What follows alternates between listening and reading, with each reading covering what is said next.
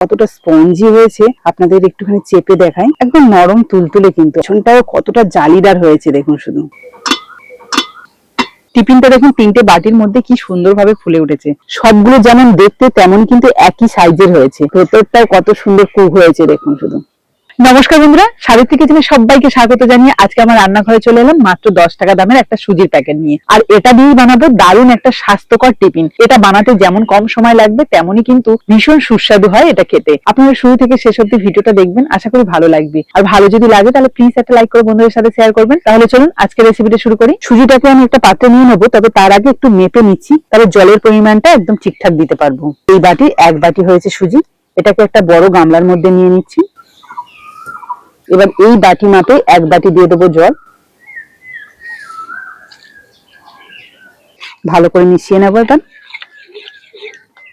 ব্যাস, এবার এটাকে 15 থেকে 20 মিনিট মতো রেস্টে রাখবো, যাতে সুজিটা খুব সুন্দরভাবে ফুলে যায়। এবার এই সুজিটা যতক্ষণ রেস্টে থাকছে ততক্ষণ কিন্তু এই টিফিনটা বানানোর জন্য আমি একটা ছোট সাইজের আলু নিয়েছি।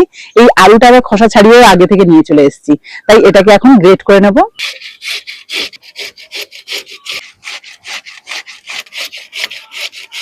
আলুটাকে গ্রেট করার পর 2-3 বার ভালো করে ধুয়ে নিয়েছি।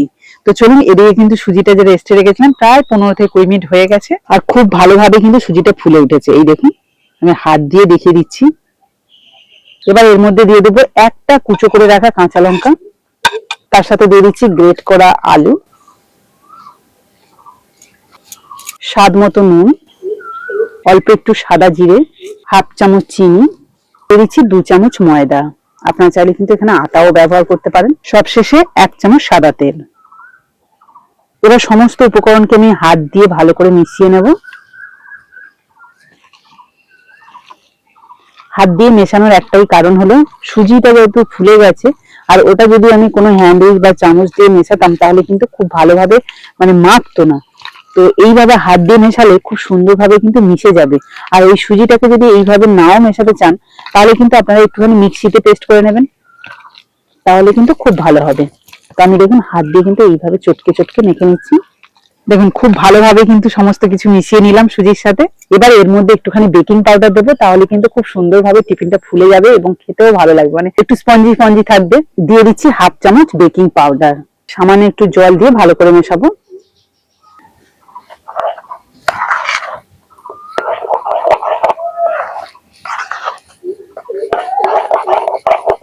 ব্যাটার কিন্তু একদম পারফেক্ট ভাবে রেডি করে নিলাম। এবার টিফিনটা বানাতে হবে, তার জন্য কিন্তু এখানে আমি 3টে ছোট ছোট সাইজের বাটি নিয়েছি। এই বাটির মধ্যেই টিফিনটা বানাবো। টিফিনটা যাতে বাটির গায়ে না লেগে থাকে তার জন্য আমি অল্প একটু তেল ব্রাশ করে নিচ্ছি।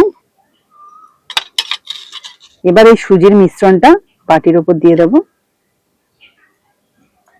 বাটিগুলো একদম ভর্তি করবো না, একটু ফাঁকা রাখবো বা গ্যাপ রাখবো, তাহলে কিন্তু ফুলতে সুবিধা হবে।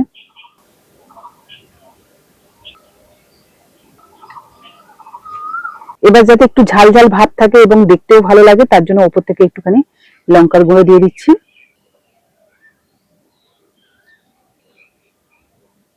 আর দিচ্ছি সামান্য একটু গরম মশলার গুঁড়ো।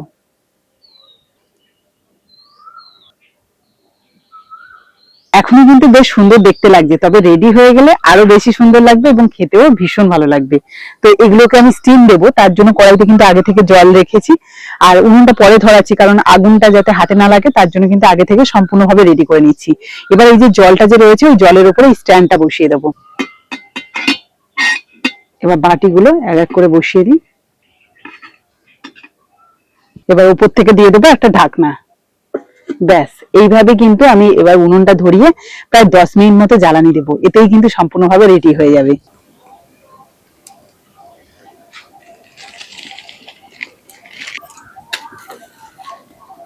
প্রায় 6 থেকে 7 মিনিট মতো জ্বালানি দিয়েছি। এবার আমি খুলে দেখবো হয়েছে কিনা। টিফিনটা দেখুন 3টে বাটির মধ্যে কি সুন্দরভাবে ফুলে উঠেছে, দেখতেও দারুণ লাগছে। আশা করছি হয়ে গেছে। আমি একটু হাত দিয়ে এই দেখুন হাতে একটুও লাগছে না। চলুন এগুলো পারফেক্ট ভাবে রেডি হয়ে গেছে কিনা একটুখানি একটা কাঠি দিয়ে আপনাদের দেখিয়ে দিই।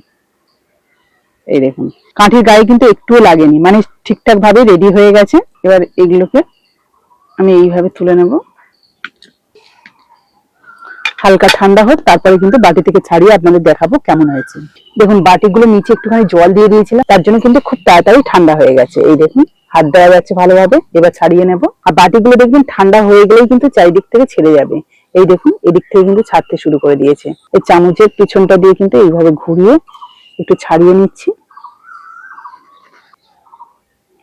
এই দেখুন পিছনটাও কতটা জালিদার হয়েছে, দেখুন শুধু দেখতে দারুণ লাগছে। আর উপরটা এই যে হালকা একটু লঙ্কার গুঁড়ো আর এই যে গরম মশলা দেওয়া আছে, এতে করে কিন্তু এটা খেতে দারুণ লাগবে। আর কতটা স্পঞ্জি হয়েছে আপনাদের একটুখানি চেপে দেখাই, একদম নরম তুলতুলে। কিন্তু অবশ্যই আপনাদের কেটে দেখাবো, তবে তার আগে সবগুলো ছাড়িয়ে নিই। তিনটে কিন্তু খুব সুন্দরভাবে প্রথমবারে রেডি হয়ে গেল। বাকি ব্যাটারটা যেটা রয়েছে সেটাও একইভাবে রেডি করে নেব।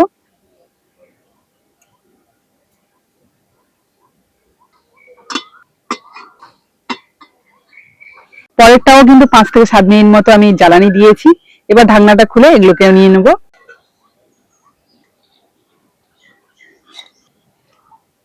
এই দেখুন প্রত্যেকটা কিন্তু দারুণ ভাবে উঠে আসছে আর দেখতেও অপূর্ব। আর একটা খেলে কিন্তু পেট মন দুটোই ভরে যাবে।